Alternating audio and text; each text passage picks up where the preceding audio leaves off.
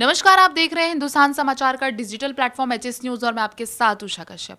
Nirbhaya case में चौथा death warrant जारी हो चुका है। 20 मार्च को सुबह 5:30 बजे चारों दोषियों को फांसी दे दी जाएगी, लेकिन उस दिन अदालत में ऐसा क्या हुआ कि चौथा डेथ वारंट तुरंत जारी हो गया। इस पर चर्चा करने के लिए हमारे साथ मौजूद है निर्भया की वकील सीमा समृद्धि कुशवाहा। आपका स्वागत है हिंदुस्तान समाचार के मंच जी, पर। धन्यवाद उषा जी। एक्चुअली उस दिन 5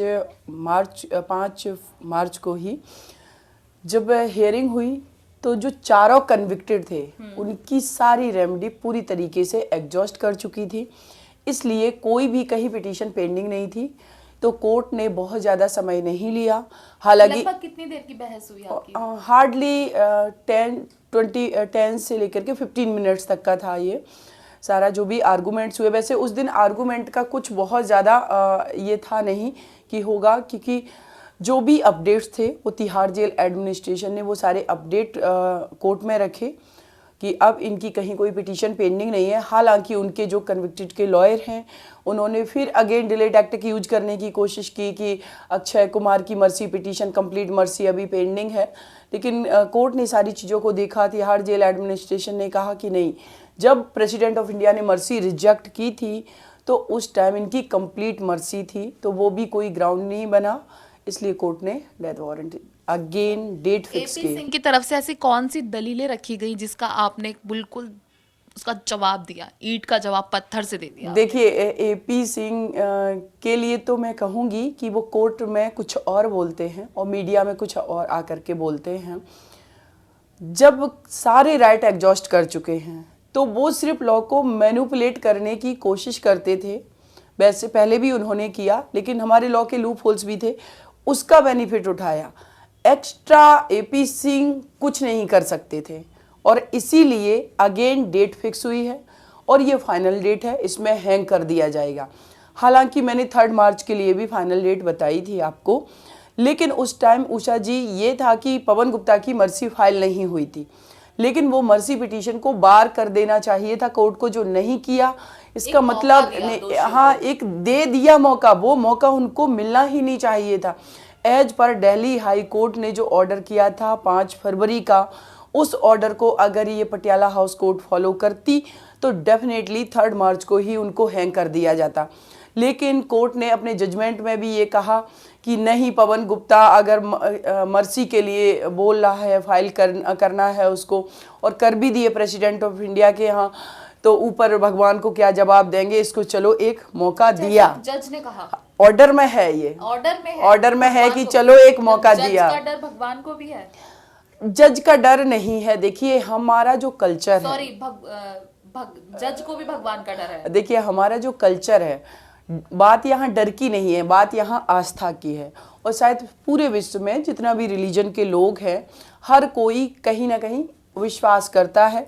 तो चाहे वो भगवान कह लो, प्रकृति कह लो, ईश्वर कह लो, अल्लाह कह लो, जो भी कहो, तो ऑब्वियस सी बात है जज साहब भी तो इस हमारे कंट्री का वो भी तो पार्ट है, वो भी तो एज ए ह्यूमन बीइंग एक इंसान ही है। तो कोई बात नहीं, लेकिन अगेन डेट फिक्स हो गई है और ये वो डेट है जिसमें हैंग किया जाएगा। पूरा कंफर्म है जी। कुछ दलीलें बताइए जो एपी सिंह ने रखी हो कोर्ट में।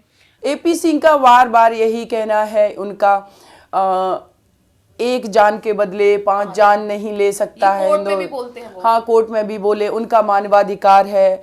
इस तरीके की वो दलीलें करते हैं जो कि इनरिलेवेंट दलील है। सिंपल सी बात है, एक क्राइम हुआ जो बहुत हीनियस क्राइम हुआ और उस हीनियस क्राइम की सज़ा फांसी थी। फांसी की सज़ा से इन चारों कन्विक्टेड को अवॉर्डेड किया गया। सुप्रीम कोर्ट ने कंफर्म रखा उसको। प्रेसिडेंट ऑफ इंडिया ने मर्सी भी रिजेक्ट की। तो फिर जो प्रोसेस है वो ये लीगल प्रोसेस है, इसके तहत उनको फांसी दी जानी है। 3 चीजों में एपी सिंह बांधे रखते हैं आपको, और बांधे रखा 3 महीने से। मर्सी पिटीशन, क्यूरेटिव पिटीशन, दया याचिका, और अब की कितनी बार इन्हें फांसी दी जाएगी, इस तरीके की दलीलें फिर उन्होंने कोर्ट में बिल्कुल रखी, लेकिन वो इनरिलेवेंट दलील थी। पहले चलो ये था कि जब फर्स्ट डेथ वारंट इशू हुआ तो इनकी पिटीशन पेंडिंग नहीं थी, इनके पास ये था कि राइट था उसका। लेकिन इन्होंने अगर ये पिटीशन अपनी मूव नहीं करते तो फर्स्ट टाइम जब डेथ वारंट इशू हुआ था 22 जनवरी का, उसी दिन इन चारों कन्विक्टेड को हैंग कर दिया जाता। लेकिन मैं उषा जी एक बात बताऊंगी, डेथ सेंटेंस को लेकर के हमारा जो कंट्री का सिस्टम है ये एग्रेसिव नहीं है, ये बहुत ही पोलाइट है कि डेथ सेंटेंस एक तो रेयरेस्ट ऑफ रेयर मैटर में दिया जाता है, दूसरा ये है कि लास्ट ब्रीथ तक जो भी कन्विक्टेड होते हैं उनको सुना जाता है। तो कोर्ट का मानना था कि भले ही ये बेतुकी दलीलें जब जज साहब सुनते होंगे तो क्या रिएक्शन रहता होगा उनका? देखिए, जज साहब ने एक बार तो जैसे एपी सिंह भी बाहर भड़क करके बोल ही रहे थे, जज साहब ने भी एक बार उनको बोला कि आप आग से खेल रहे हैं, मतलब आप पूरे सिस्टम का आपने मजाक बना करके रखा हुआ है। वो धमकी नहीं थी, वो ये था कि जिस दिन अगले दिन एग्जीक्यूशन होना था डेथ वारंट का, हाई कोर्ट का जो ऑर्डर था कि आपके पास 1 वीक का टाइम है, वो टाइम निकल गया, ये नहीं गए। 14 डेज का टाइम निकल गया, वो नहीं गए। जब एग्जीक्यूशन होना है उसके एक दिन पहले जा रहे और उसको आप ग्राउंड बना रहे हैं कि हमारी पिटीशन पेंडिंग है, इसलिए एग्जीक्यूशन रोक दिया जाए। तो कोर्ट ने भी लिबरल रुख दिखाया, इसीलिए इनके सारे राइट को धीरे धीरे एग्जॉस्ट करने दिया कि आपके पास जो भी अपनी बात रखने का कि हमें माफ़ कर दिया जाए, हमें आजीवन कारावास की सज़ा दे दी जाए, डेथ सेंटेंस ना दिया जाए इन चारों कन्विक्टेड को। लास्ट टाइम दोषी भी आए थे कोर्ट में? नहीं, लास्ट जब डेथ वारंट इशू हुआ था 7 जनवरी को, तो उसमें चारों कन्विक्टेड को वीडियो कॉन्फ्रेंसिंग के जरिए कोर्ट ने करीब 1 घंटे तक बातचीत की थी। क्या कहना था उनका? कोर्ट ने सारी बात बताई। तो देखिए उषा जी, उनको कहीं से चारों कन्विक्टेड को कोई गिल्टी नहीं है। मैंने लास्ट टाइम भी आपको बताया था, मुकेश सिंह का इंटरव्यू आया था, बीबीसी लंदन ने जो लिया था इंटरव्यू, उसमें वो जिस व्यक्ति को फांसी की सजा सुना दी गई है वो क्या कह रहा है कि लड़कियों को बाहर नहीं निकलना चाहिए, वही जिम्मेदार होती। मतलब अभी भी वो मान रहे कि निर्भया क्यों निकली थी बाहर। तो निर्भया अगर बाहर निकलेगी, निर्भया अगर बाहर निकलेगी तो इनको मार देने का अधिकार मिल गया है। तो एपी सिंह कहीं ना कहीं उसी माइंडसेट से तो आ रहे हैं, ऑब्वियस सी बात है। तभी उन्होंने ये बात भी बोली है कि अगर मेरी बेटी होती निर्भया की जगह तो मैं पेट्रोल डाल करके आग लगा देता। तो ये लगता है कि देखिए, नंबर ऑफ जो पीपल है, मुझे लगता है कि अभी वो जो जिसको सेकंड जेंडर हम कहते हैं फीमेल, उसके राइट्स को लेकर के वो अभी भी अवेयर नहीं है, या अवेयर हैं भी लेकिन कंट्रोल रखना चाहते हैं। वो चाहते हैं कि स्त्री हमेशा हमसे नीचे रहे। अगर इसको इक्वल फ्रीडम मिली मेरे की तरह तो हमारी ही सत्ता को ये चैलेंज करेगी। तो ये एक उनकी स्ट्रैटेजी है। ऐसी कोई भी दलील एपी सिंह द्वारा रखी गई हो जिससे थोड़ा भी मामला फंसता हुआ आपको दिख रहा हो? मुझे तो 1% फंसता हुआ नहीं दिखा उषा जी। और मैंने पहले भी बोला कि 3 मार्च वाला भी था, उसमें भी हमें नहीं दिख रहा। लेकिन कोर्ट ने जब लिबरल रुख दिखा दिया तो कोर्ट के डिसीजन से हम सभी लोग बंधे हुए हैं, इसलिए वो ऑर्डर पोस्टपोन हो। लास्ट टाइम जब आपसे मेरी मुलाकात हुई थी, आप बहुत श्योर थी 3 तारीख के लिए। तो ऑब्वियसली बात है, जब आप किसी कैमरा पे बोल रही हैं, मीडिया से बोल रही हैं, तो सच में ही आप बहुत श्योर होंगी। कैसा लगा आपको सुनकर कि अब फांसी टल गई है? उस दिन मैं मुझे बहुत ख़राब लगा था रियली। लेकिन एक चीज़ ये भी है कि मैंने कहा ना कि जज का जो ऑर्डर है उसमें हम कुछ कर नहीं सकते हैं। जब जज साहब ने उनको दे दिया पवन गुप्ता को टाइम, और उन्होंने ऑर्डर में ये मेंशन कर रहे हैं कि ईश्वर को कि यहाँ क्या जवाब होगा, तो डेफिनेटली हम ख़राब ज़रूर लगा मुझे।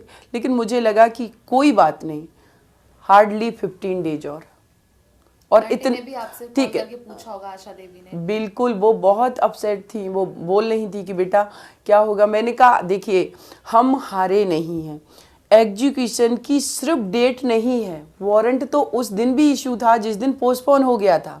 और जज साहब ने ये कह करके पोस्टपोन किया था कि अगले ऑर्डर तक हम इंतजार कर। अच्छा, कभी गर्मा गर्मी हुई एपी सिंह से आपकी? बहुत चिल्लाते हैं वो। नहीं चिल्लाते, कोर्ट में तो नहीं चिल्लाते हैं इतना, कोर्ट में नहीं आवाज़ निकलती है, कोर्ट में आर्गूमेंट रखते हैं। कभी कभी तो माननीय सर्वोच्च न्यायालय में हंसी भी मजाक भी बनता है कि जिस तरीके के इनरिलेवेंट आर्गूमेंट्स रखते हैं। आपने देखा ही होगा जब अक्षय ठाकुर की उन्होंने रिव्यू पिटीशन फाइल की थी, तो कहना था कि दिल्ली का जो इन्वायरमेंट है वो बहुत पॉल्यूटेड हो गया है, वायु प्रदूषण बहुत ज़्यादा है, इसलिए इनको माफ़ कर देना चाहिए। बेतुके दलीलें थी ये। तो देखिए उषा जी, वकालत का मुझे लगता है कि एक सही तरीके से सही डायरेक्शन में होना बहुत ज़रूरी है। कोई क्राइम हुआ है, उस क्राइम के इन्वेस्टिगेशन होती है, एफआईआर होती है, उसके बाद जो भी लीगल प्रोसेस चलता है, तो अगर किसी को पनिश किया गया है तो उसको एक्सेप्ट करना चाहिए। लेकिन मुझे लगता है कि मेरे देश में उन लॉयर्स को काफ़ी इम्पोर्टेंस दी गई है, मैं देखती आ रही हूँ। चाहे मनु शर्मा हो जसिका लाल हत्याकांड में, अगर उनको बचा लिया है किसी लॉयर ने तो उसको वो बहुत बड़ा लॉयर बन गया। तो हमारा जो क्रिमिनल जस्टिस सिस्टम है उसका मीनिंग जो है, मीनिंग कि कन्विक्टेड जो हैं, जो दोषी हैं उनको पनिश किया जाए, जो भी एक्यूज है उनको पनिश किया जाए, जो विक्टिम है उसको जस्टिस मिले। लेकिन होता क्या है कि विक्टिम का राइट साइड हो जाता है और फ्रंट पे आ जाता है कि किसी भी दोषी को अगर आपने बचा लिया, जिसने क्राइम किया, सारे एविडेंसेस हैं, सारी चीज़ें हैं, तो उसको इतना ज़्यादा मतलब इम्पोर्टेंस दी जाती है सोसाइटी के बीच में। तो सारी चीज़ें मुझे लगता है कि सही डायरेक्शन में नहीं चल रही हैं, जो कि होना चाहिए। जी तो अब फाइनल माने इस बार 20 मार्च को सूर्योदय नहीं देख पाएंगे दोषी से, पूरा पक्का है। पक्का है। कुछ और दलीलें एपी सिंह द्वारा रखी गई हो, कुछ भी बेतुकी दलीलें? अरे देखिए, सुनिए उषा जी, बेतुकी दलीलें जो हैं मीडिया के द्वारा पूरा देश सुनता है उनकी, कोर्ट में भी रखी। अब हम क्यों उनके बारे में ज़्यादा बात करें? हम लोग 49% आबादी है, अपनी सुरक्षा, अपने राइट्स, अपने चीज़ें पे। उनके वीडियो पे बहुत से लोग हैं जो उन्हें सलामी देते हैं, उन्हें भी तो पता चलना चाहिए। देखिए, जो लोग सलामी दे रहे हैं, मुझे लग रहा है, मैंने उस दिन भी बोला था कि एपी सिंह जो बोल रहे हैं, जो उन लोगों को, वो कहीं ना कहीं लीगली रूप से मिसगाइड कर रहे हैं। एक तरफ कहते हैं कि संविधान में उनका मानवाधिकार है चारों कन्विक्टेड का, लेकिन उसी संविधान में फांसी की सज़ा का भी तो प्रावधान है, तो उसको क्यों नहीं एक्सेप्ट कर पा रहे हैं वो? क्या उनको मुकदमा हारने का डर है? क्या उनका ये सेल्फ रिस्पेक्ट का सवाल बन गया था कि मुझे हर हाल में जो निर्भया इस दुनिया से चली गई उसको न्याय नहीं होने देना है और इन दोषियों को बचाना है, इसको वो जस्टिस समझते हैं? तो आई थिंक मुझे लगता है कि ये जो उनकी दलीलें हैं ये बेतुकी हैं, कोई मतलब नहीं है। कोई मतलब नहीं है, अब कुछ काम नहीं आएगा। नहीं आएगा। तो ये थी हमारे साथ सीमा समृद्धि कुशवाहा। जो बहस हुई उसके बाद जो चौथा डेथ वारंट जारी हुआ, क्या क्या हुआ उस दिन, इन्होंने हमें वो सब बताया। कैमरामैन पंचानन के साथ मैं उषा कश्यप, हिंदुस्तान समाचार। देश और दुनिया से जुड़ी सभी प्रमुख खबरों के लिए हमारे चैनल को सब्सक्राइब करें और लेटेस्ट वीडियो पाने के लिए बेल आइकन को जरूर दबाएं। साथ ही हमारे वीडियो को लाइक और शेयर करना ना भूलें।